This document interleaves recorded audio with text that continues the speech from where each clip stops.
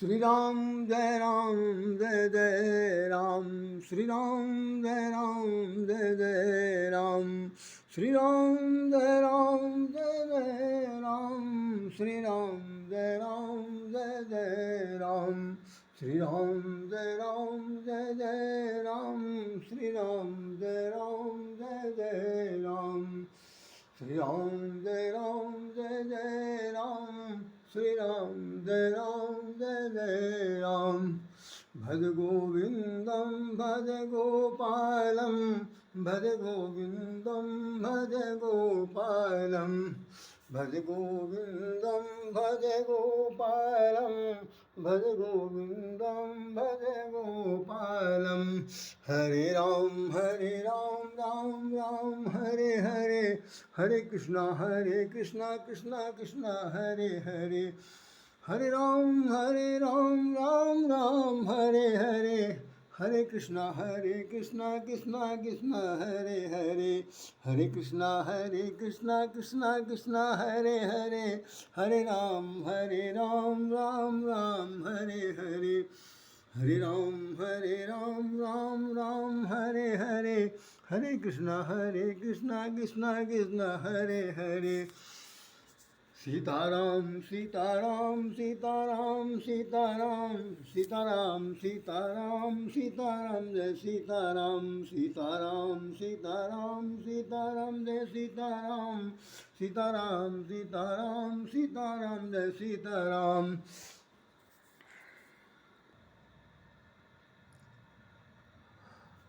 हरे कृष्ण माधव हरे मुरारी, हे नाथ नारायण वासुदेवा।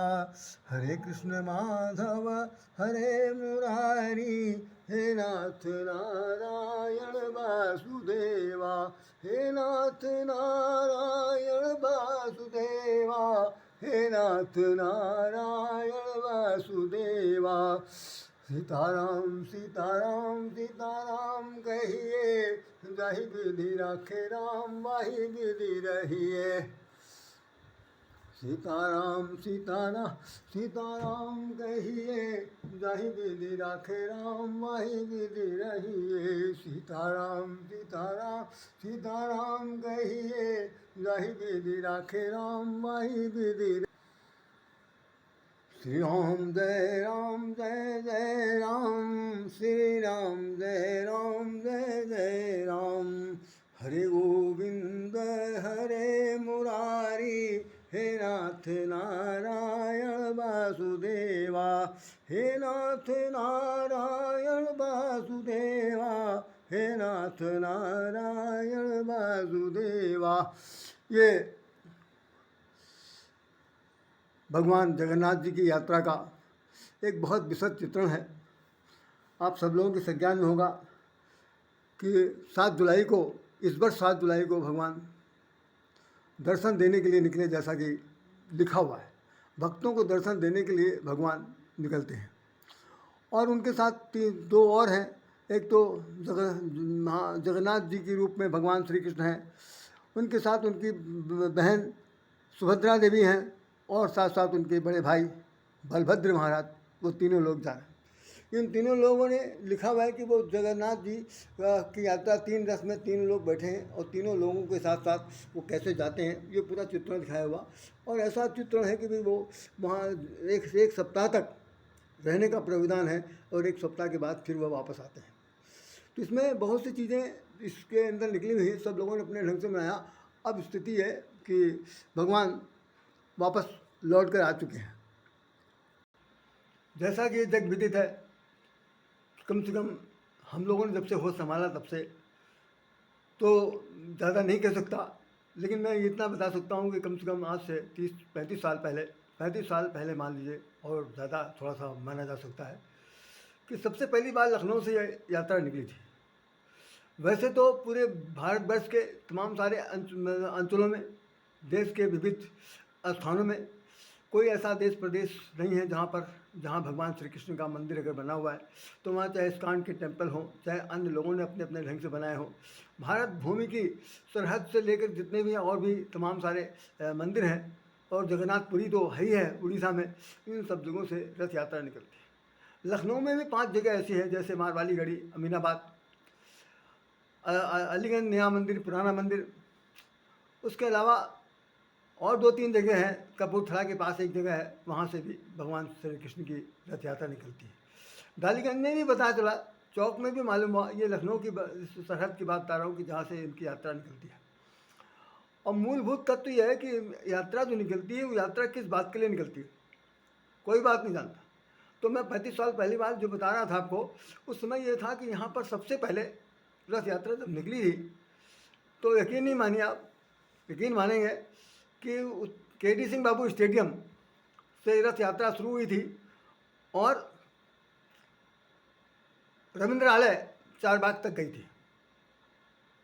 उसके साथ हम भी गए थे, बड़े बड़े रस्से थे रथों के साथ, उन रथों के साथ लगे हुए हम लोग भी रथ घसीटते हुए बड़ा गजब का कहना चाहिए कि उत्साह और उधर जय जयकार के नारे, ये वो सब, जैसे जैसे जिस जिस स्थान से रथ तक गुजर रहा था, मतलब ये स्टेशन रोड होता हुआ जब चारबाग पहुंचा, तो अपने अपने घरों से बहुत सारे लोगों ने इसको बड़ी चश्मदीद रूप से देखा। हुसैनगंज में तमाम सारे जो बने हुए मकान अपने रथ से जो भक्तगण वो जो थे, पुजारी लोग थे, वो प्रसाद लुटा रहे थे, ऐसे से फेंक रहे थे, जिसके हाथ में आ जाए सब भग वाली सब।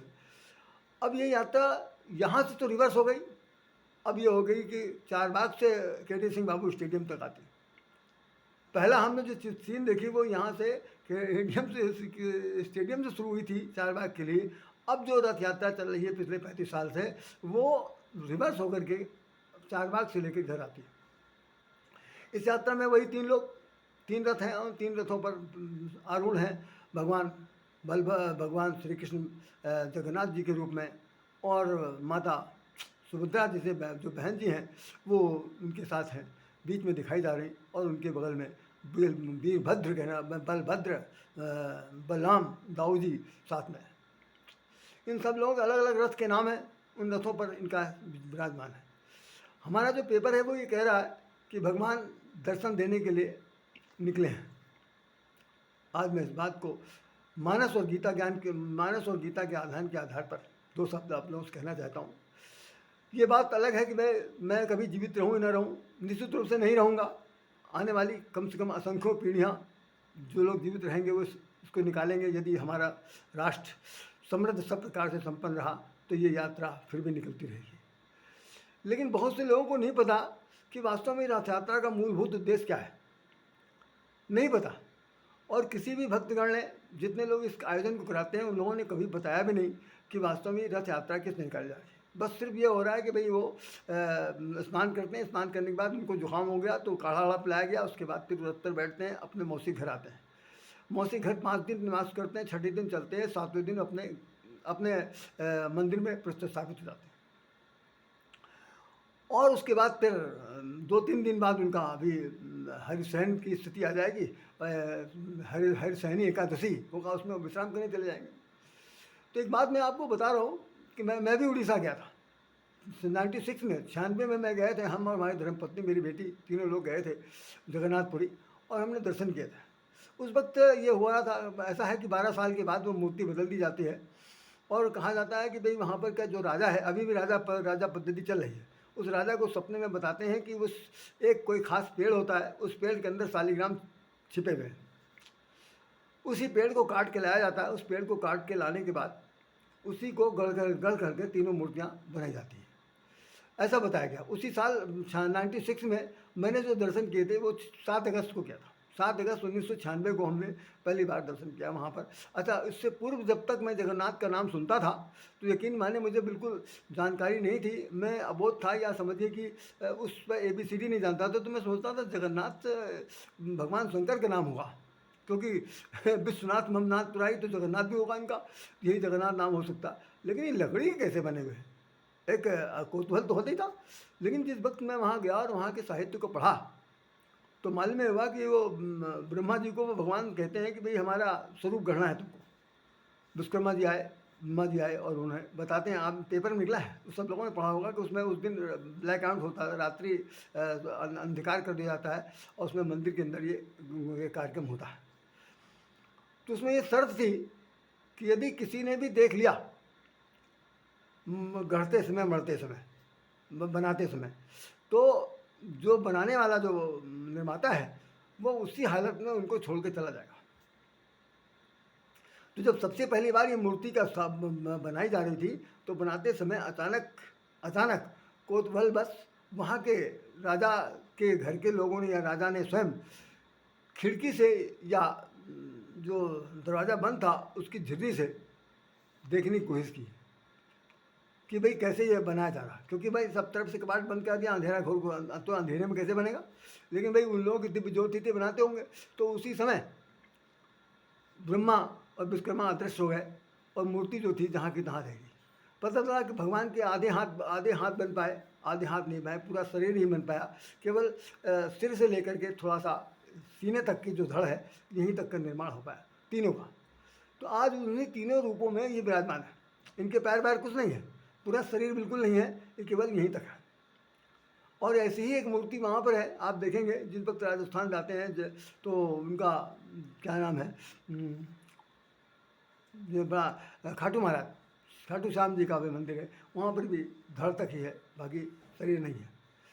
तो ये हम लोगों की वेदांतिक चर्चा है, वेद पुराणों में लिखा हुआ है कि ऐसे ऐसे हुआ, इस प्रकार से जगन्नाथ जी की वहाँ पर स्थापना हुई। जगन्नाथ जी मथुरा से, गोकुल से, द्वारिका से जगन्नाथपुरी कैसे पहुँचे, ये भी एक रहस्यपूर्ण बात है।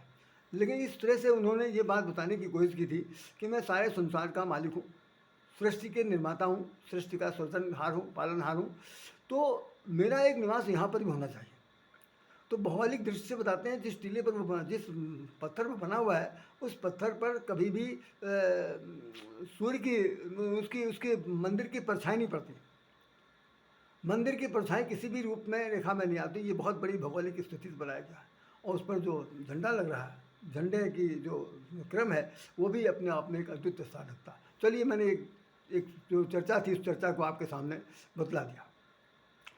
अब जो मुख्य बात है वो सुन लीजिए आप सब लोग, क्या वास्तव है कि क्या कभी किसी ने सोचा कि यह सिर्फ राधेश्याम ने ही बात सोची कि भाई इनके साथ, बहन जी के साथ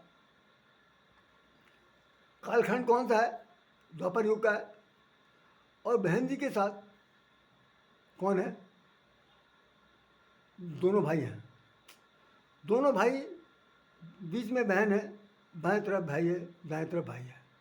अब इस बात को कल्पना नहीं, इसको साकार रूप देखिए।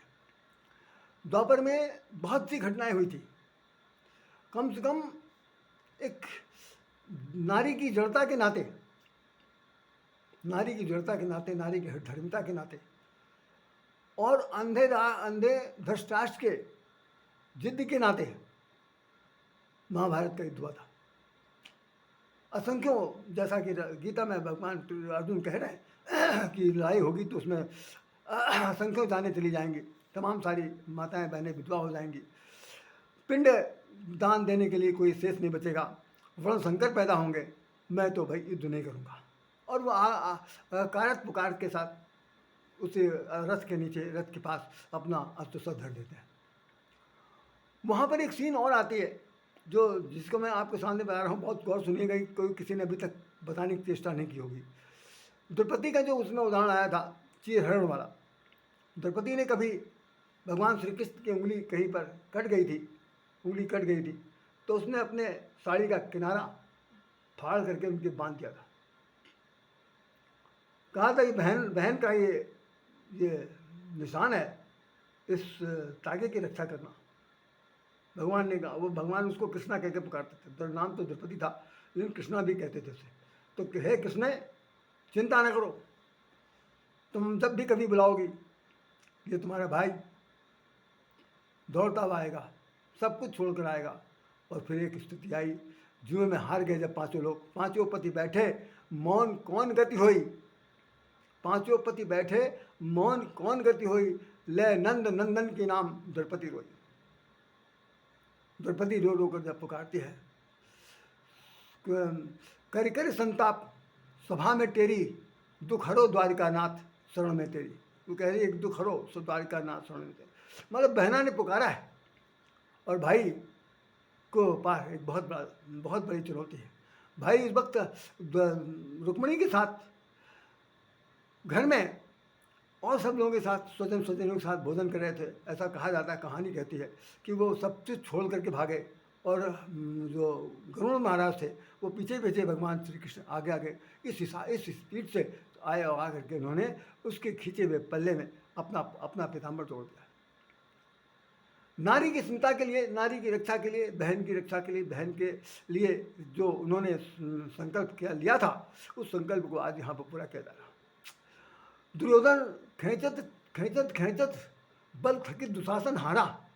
दुशासन हार गया और उसने आखिर में कवियों ने लिखा है कि सारी बीच नारी है कि नारी बीच सारी है। ये सारी से बनी हुई नारी है या नारी ही सारी के अंदर है, समझ में नहीं आ रहा। और अंबार लग गया था पहाड़ों का साड़ियों का, और उसमें से साड़ी का एक अंतिम छोर नहीं दिखाई पड़ा, हार मान गया। तो अब ये हम जो बताना चाहते हैं वास्तव में ये कि ये युग हर युग की कहानी है। हर युग में नारी की स्मृता खतरे में रही है, और उस खतरे में रही हुई स्थिति को देखते हुए भाइयों को, अगर वो अपने भाई आगे पीछे दाएं बाएं अपने बहन की रक्षा नहीं कर सकते हैं, तो ये संसार में भ्रातृत्व प्रेम और बहन का जो वीरन कहते हैं, भाई को वीरन कहा जाता, उस वीरन कहने वाली बहन के लिए एक बड़ा संताप का विषय बन जाएगा। आज दोनों लोग निकले हैं उनके साथ, अपनी बहन के साथ लेके जा रहे हैं नगर भ्रमण के लिए। नगर भ्रमण के लिए जा रहे हैं, और नगर भ्रमण में ये बताना चाहते हैं नगर वालों को कि ध्यान रखना, हम रहे चाहे न रहे, मेरी झांकी आएगी चाहे नहीं आई, जैसा कालखंड होगा वैसा होगा, लेकिन नारी की स्मृता, बहन की स्मृता यदि आप लोगों के कर कमलों में है, तो निश्चित रूप से भाई बनकर इस दायित्व को पूरा करते रहना। बहुत बड़ा चैलेंजिंग पॉइंट है। उसके बाद अब आप हमको ज़रा सा इस पटाक्षेप को रामचरितमानस की ओर ले जा रहे हैं। यहाँ दर्शन के लिए लिखा हुआ भगवान दोनों भाई, अभी हम दोनों की स्थिति को सामंजस्य स्थापित करा देंगे कि भगवान दर्शन के लिए जा रहे हैं। आपके रामचरितमानस में नगर दर्शन का चित्र आता है, और रामचरितमानस में वन गमन का भी चित्र आता है। प्रस्तुतियाँ दोनों एक साथ हैं, एक में जानकी जी हैं, दूसरे में बहन है दोनों नारी। और इस पहले राम का जब दर्शन करने जाते हैं नगर दर्शन के लिए, तो उसमें लिखा हुआ, विश्वामित्र से कहते हैं वो नगर जनकपुर में, नाथ लखन लाल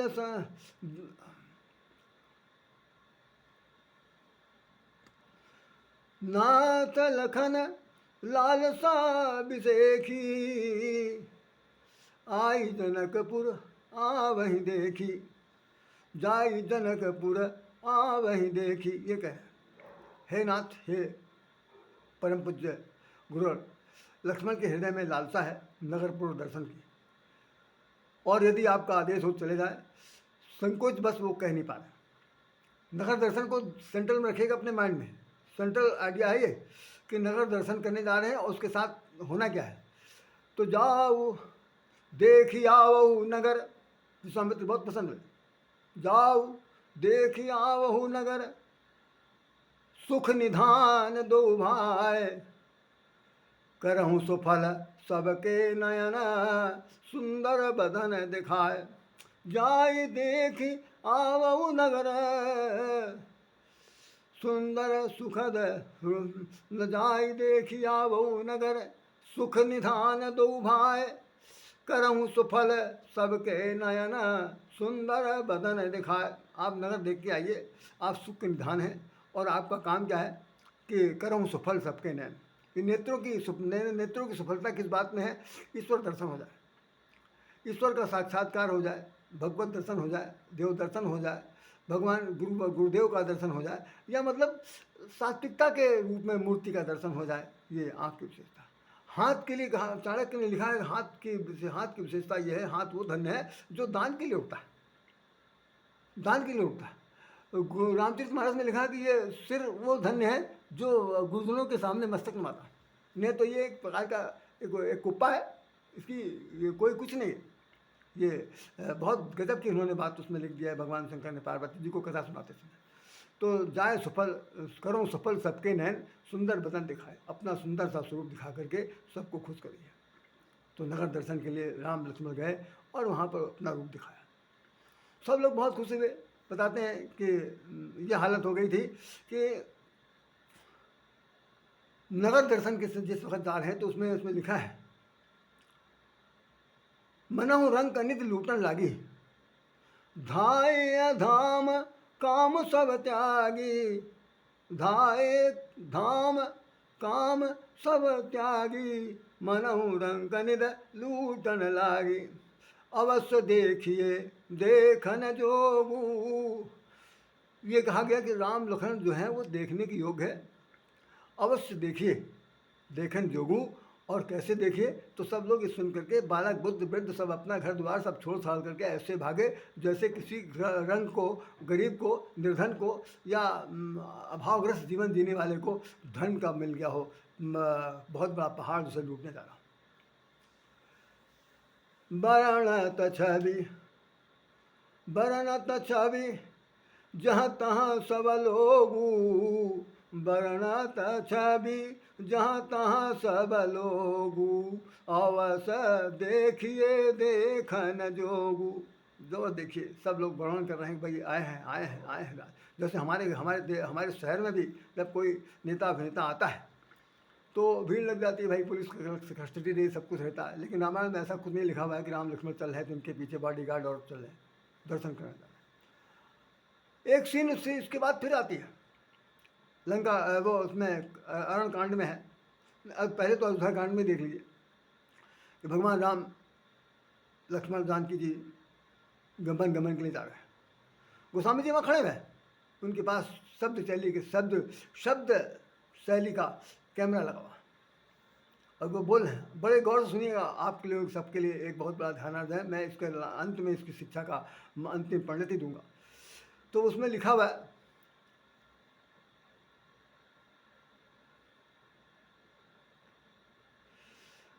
ये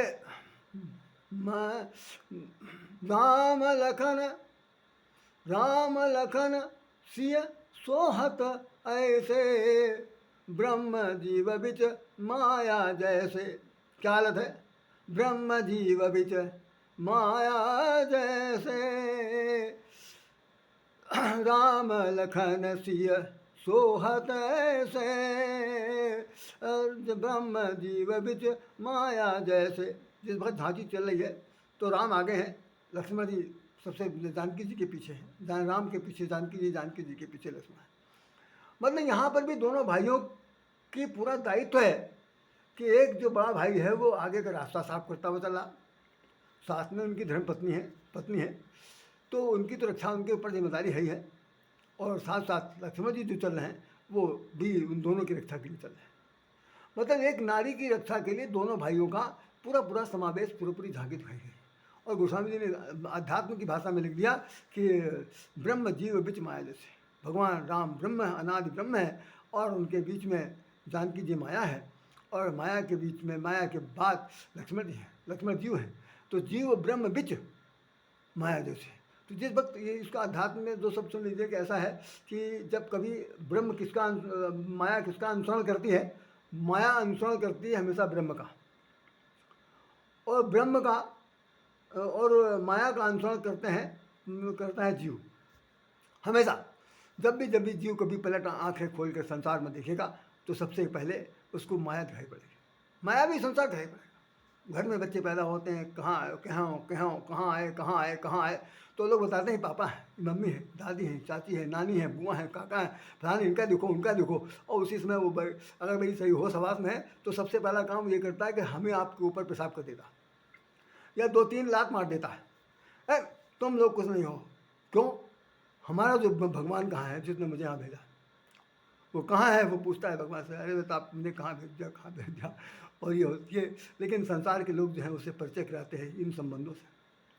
तो सामने लिखा है कि जीव बिच माया जैसे। जीव सबसे पहले माया को देखता है, और माया किसको देखती है? ब्रह्म को देखती है। अब ब्रह्म जीव का प्रतिनिधित्व करने वाले जो लक्ष्मण हैं, उन्होंने क्या सोचा कि इस तरह से तो भैया जीव का ब्रह्म से मुलाकात होना बहुत मुश्किल काम, क्योंकि बीच बीच में माता जी दिखाई पड़ रही। क्या करना चाहिए? तो लखन चलहि पुनि दाएं बाएं, तो लक्ष्मण जी हमेशा फिर हट गए अपने रास्ते से, और कभी भगवान राम के दाएं हो जाते हैं, कभी बाएं हो जाते हैं, कि भाई कम से कम साथ साथ बने रहें, बीच में रहेंगे तो ठीक नहीं। यहाँ पर उन्होंने एक दृश्य जो झांकी की दिखा दी। तो गोस्वामी जी ने जो बात लिखी है वो हमारे आपके जीवन के लिए एक बहुत ही अनुकरणातीत है, कि संसार में नारी अबला है। सबला तो अपने किसी भी कंडीशन बन जाती जब उसको अपने जीवन का दायित्व निर्वाह करना पड़ता है। वैसे तो अबलाई है, कोमलांगिनी है, ममतामयी है, मोह में अंध है, और अंधता उसके जीवन की सबसे बड़ी परिभाषा है। इसलिए उसकी रक्षा के लिए दो भाई की जरूरत है। वो दोनों भाई कौन? जबकि याद रखिए वो दोनों भाई कौन हैं? एक है राम, एक लक्ष्मण। राम कौशल्या के पुत्र हैं, लक्ष्मण सुमित्रा के पुत्र हैं। दोनों सौतेले भाई हैं। बाप एक है, पत्नियां तीन हैं। उन दो पत्नियों से दो पुत्र पैदा हुए। यही स्थिति यहाँ भी है। नंद बाबा वो वसुदेव की जो दो पत्नियां हैं, एक का नाम रोहिणी है, दूसरे का नाम देवकी है। तो देवकी से भगवान श्री कृष्ण पैदा हुए और रोहिणी से बलराम पैदा हुए। तो बलराम जब वो रोहिणी गर्भवती थी तो उनको उन्होंने वसुदेव ने भेज दिया था वहाँ नंद बाबा के घर, और यहाँ वो जेल में थे। जेल में यहाँ पर उनकी धर्मपत्नी के बच्चा पैदा हुआ, और जिनका नाम श्री कृष्ण पड़ा। और वहाँ नंद बाबा के घर में कन्या पैदा हुई, जो आपने कथा सुनेंगे, भी सुनाऊंगा मैं कभी, जन्माष्टमी आएगी। तो है क्या कि दो माताओं के दो पुत्र हैं। बलराम की जो सगी बहन है वो सुभद्रा है, और राम भगवान श्री कृष्ण जो है वो उनके सौतेली माँ के बेटे हैं। ले हैं तो दोनों भाई। तो दोनों भाई जो हैं रक्षा कहाँ कर रहे हैं? आज जगन्नाथपुरी में। ये बताया जा रहा कि संसार में ऐसी स्थिति आ सकती है, बहन बेटियों का अपहरण हो सकता, उनके साथ निर्लजता का व्यवहार हो सकता, उनके साथ दुर्भाग्य की सीमा पार हो सकती है। ऐसी स्थिति में हम सभी लोगों को भाई बनकर वज्र के समान शरीर धारण करके सारे संसार से मुकाबला करना है। अब सुनिए, अरण कांड में भगवान राम जो है जा रहे हैं मृग को मारने के लिए। तो लक्ष्मण से उन्होंने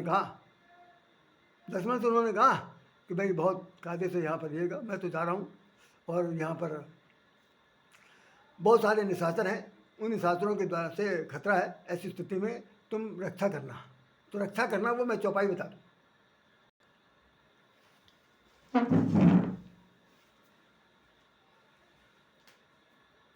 क्या बुला रही हैं आप?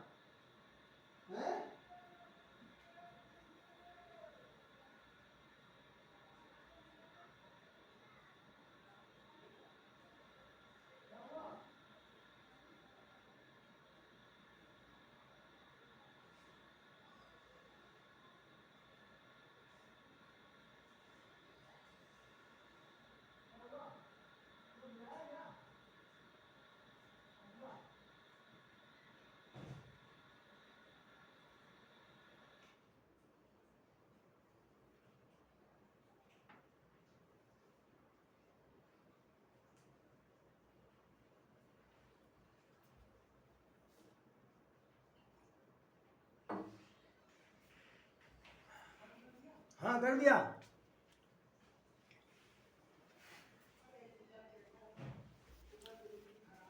क्या हुआ?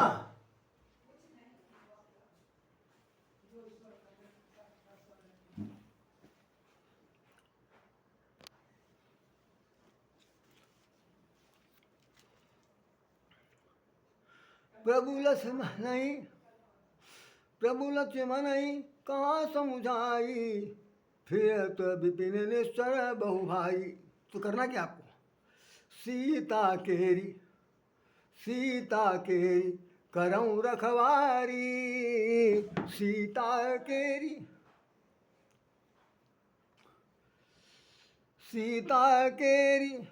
करऊँ रखवारी, बुद्धि विवेक बल समय विचारी। भाई ने निर्देश दे दिया कि सीता की रखवाली करना, क्योंकि इस जंगल में तमाम सारे निशाचर घूम रहे हैं, किसी प्रकार की कोई अप्रिय घटना हो सकती है। उन निशाचर से बचने का बहुत बड़ा उपाय यही है कि क्या करना है आपको? कि बल रखवाली किस तरह करना है, अपने बल से, अपने छात्र धर्म का पालन करते हुए, विवेक से काम लेना है, बुद्धि से काम लेना है, और समय कैसा है, समय के साथ समझौता करना है। ये सब चीज़ विचार करके बुद्धि विवेक बल समय विचारी।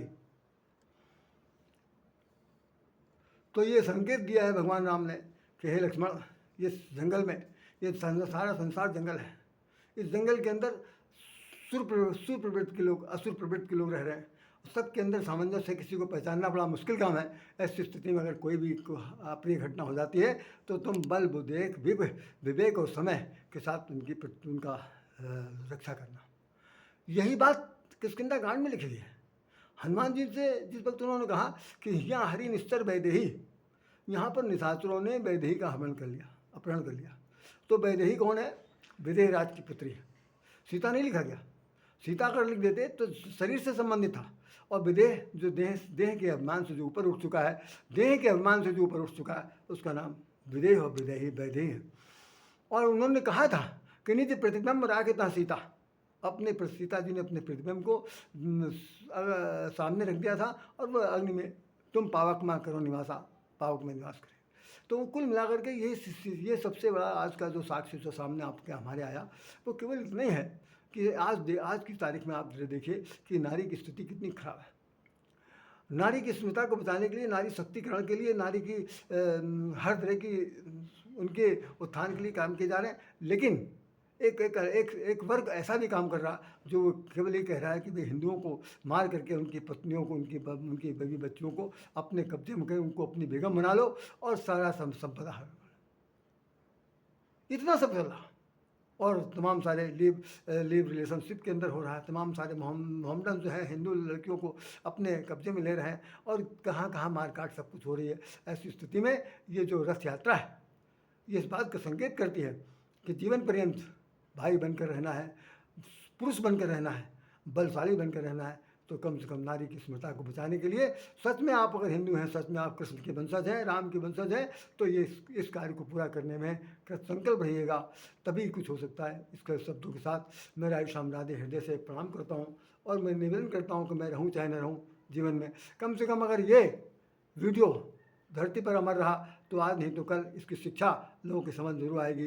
इन्हीं शब्दों के साथ राधेश्याम राधे हृदय से नमन करता है। और यदि किसी प्रकार की अप्रिय बात किसी को लगी हो तो क्षमा चाहता हूँ, लेकिन ये अनुकरणीय कथन है जो हमने आपके सामने रखा। जय श्री राम, जय श्री राम, जय श्री राम।